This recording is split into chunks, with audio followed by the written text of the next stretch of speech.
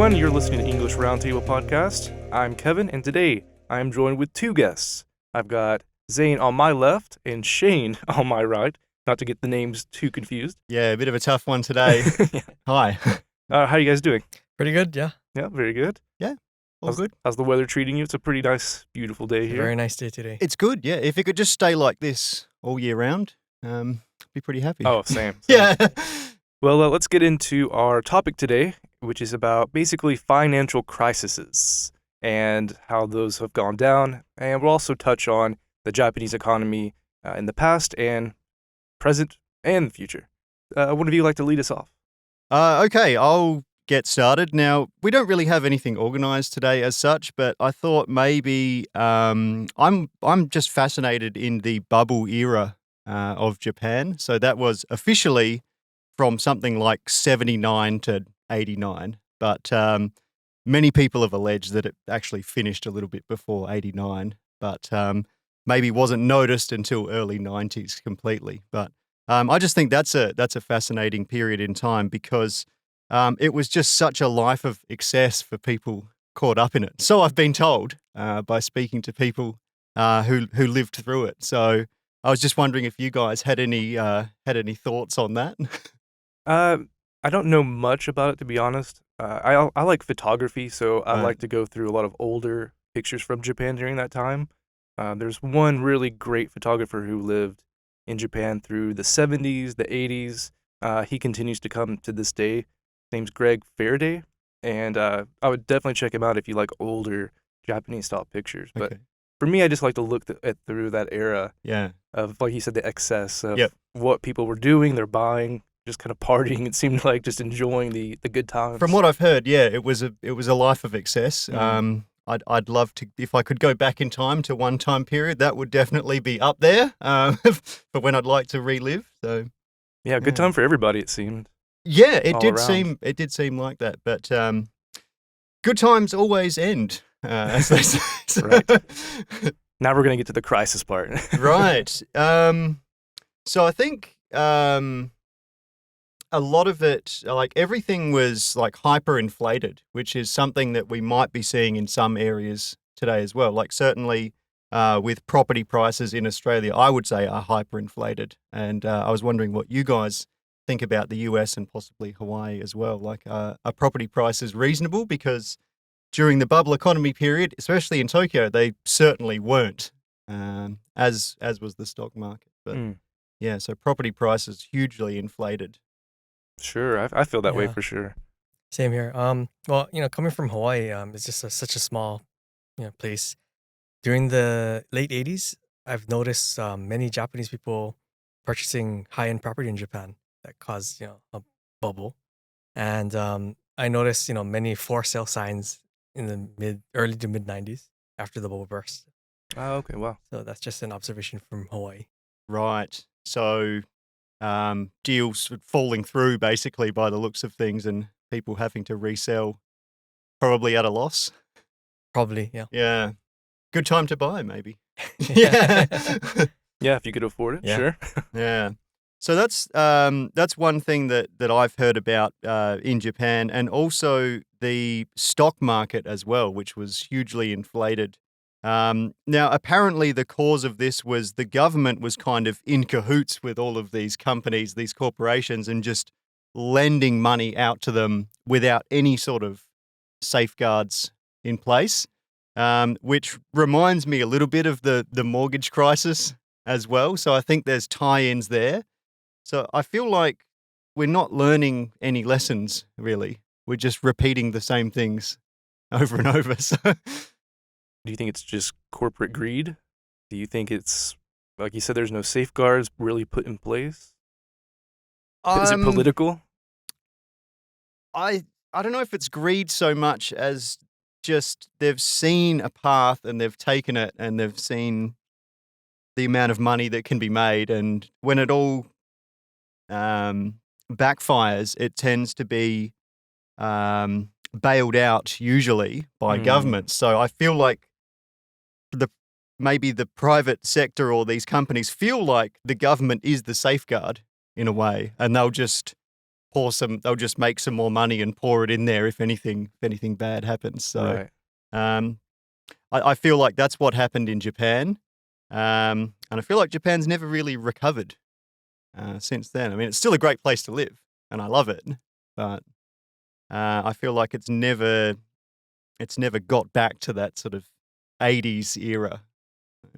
Well, with let's see, it's been 20 plus years since there's been any really real wage increases. Mm-hmm. So I think that could be another issue too. I mean, Yeah. we can't get to that point if we're not getting Right. paid the correct amount of money for what the inflation has, Yeah. occurred. Yeah. For a country as technologically advanced as it is, like wages for like things like manufacturing and that sort of thing is really, really low. Mm. I think for many people who purchased property during that time, they're just getting out of the, they're just paying off their mortgages basically. So I met a person who purchased property during the bubble, and after bubble burst, the property price just tanked. So he had an upside down mortgage which he was paying off until just I think about 6 months ago. He told me he finally paid it off. Wow. Yeah. So Mortgages scare me in general, to be honest. I like the idea of having a house, but how do you know you're going to be able to pay it back for that time period? That's what worries me. It's okay if you've got some sort of job security, but do we actually have that anymore? Yeah, right, exactly. Um, That's a very good point. yeah. Do you have a mortgage, or are you scared of them, or? thankfully, no, I don't have Yeah. a mortgage. Hopefully, I would never have a mortgage. But yeah, I think one of the reasons why I didn't purchase in Japan was because of long-term risk, so to speak. Can you share some of those? Yeah, so back in 2010, when I was at another company, I was seriously considering purchasing property at that time. Then 2011 came, there's a big earthquake in Tohoku, then that changed my mind. It kind of, at first changed my long-term, vision of Japan, meaning that I didn't see myself staying here forever, yeah, basically forever. Okay. Yeah, that's a anymore. good point. And then the risk of Yeah. natural disasters Right. occurring more and more. Yeah, good point. Yeah, completely agree. Especially when you're dealing with large apartment buildings Right. as well.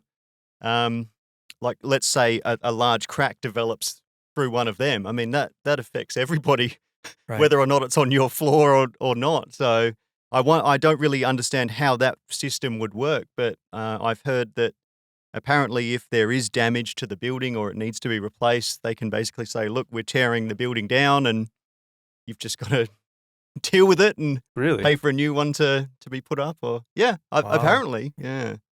So that worries me a little bit. Yeah, I So, would definitely. I don't get it. I would never go the route of buying an apartment in a large tower. I just don't see the appeal of spending all of that money to just be surrounded by Right. other people when I can Mm. just rent. I think for me, that's the openness of just having a house at least, some privacy. they're And- really and you wouldn't expensive as deal well. with that. It's super expensive.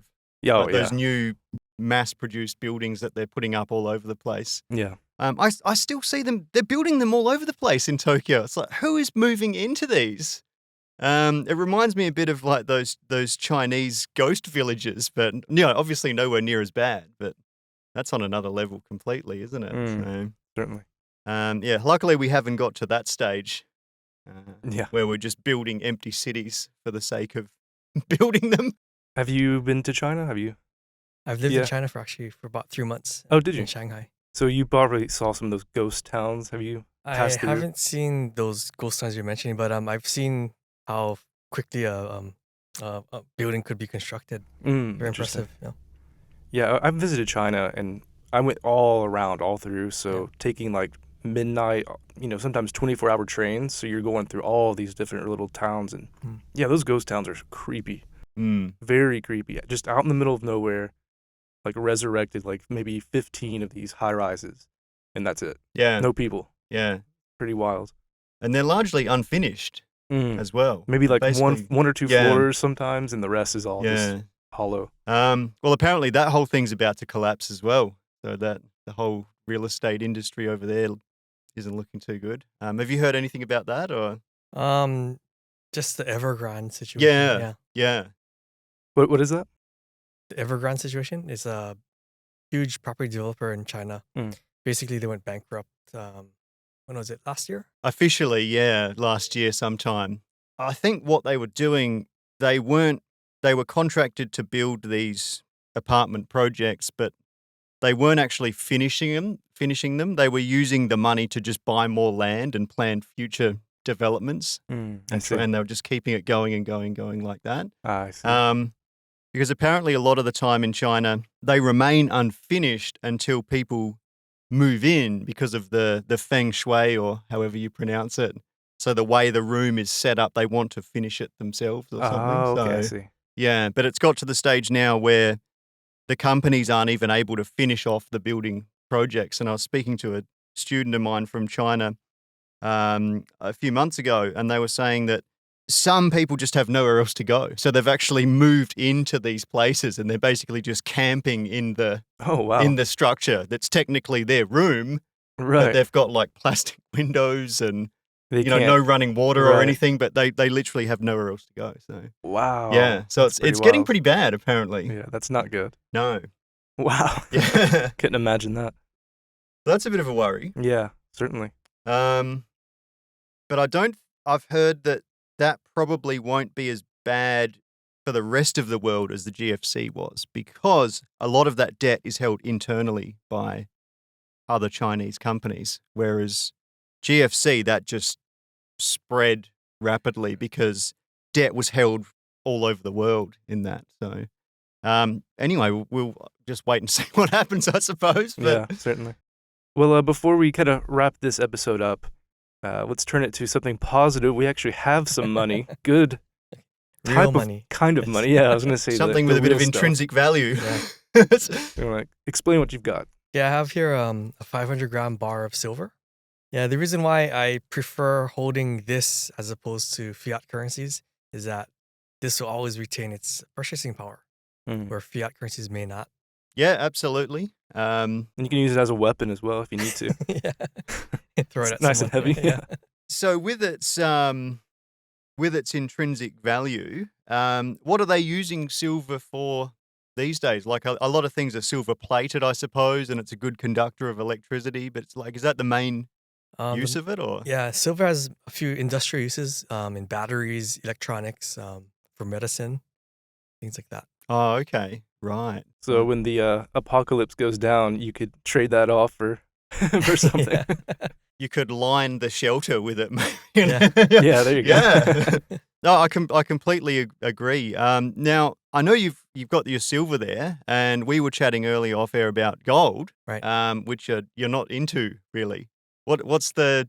I would have thought that gold would have been quite attractive as well, or is that maybe overinflated, or? Well, the reason why I like gold, I don't hate gold, but the Yeah. reason why I don't purchase gold is because silver is such a better value.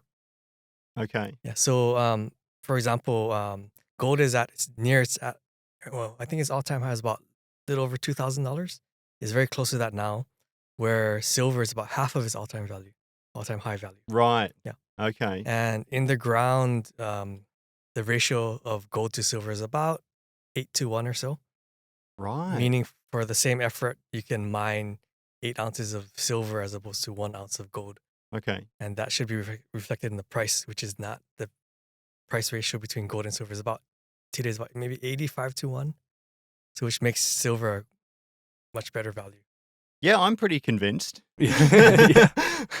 I've looked at gold, and I've got a friend who's into gold. Yep. And obviously because he's into gold, he'll tell me to buy it. But Right. it just seems a little pricey for what it is. But silver seems reasonable. Right. So- Yeah. And silver is more accessible for most people because you can buy an ounce of silver for about the spot price. I think today is about $25. So you could buy it for maybe 35 or so. Mm. Okay. Man, I really want to get some of that now. Yeah. Yeah, I'm thinking Yeah. the same thing. Yeah. Off air, let us know where we can get Yeah. some. Yeah. All right. Well, let's wrap it up for today. Thank you guys for coming in. It was interesting to hear about the Yeah. crisis going on in the world and in the Yeah. past. And maybe next time I want to hear about your friends' stories about the the bubble Yep. economy going Yeah, on we can do in that. Japan. Yeah, for sure. Be great. Guys, thanks for coming. Not a Yeah, problem. thank you. Thank you for listening to English Roundtable. We are sponsored by Kanda Gaigo Career College in Tokyo, Japan. If you want to test your English listening skills, in the description of the episode is useful vocabulary used and listening comprehension questions. Follow us online at our links, also in the description, for daily English tips. Thanks again, and we'll see you in the next episode.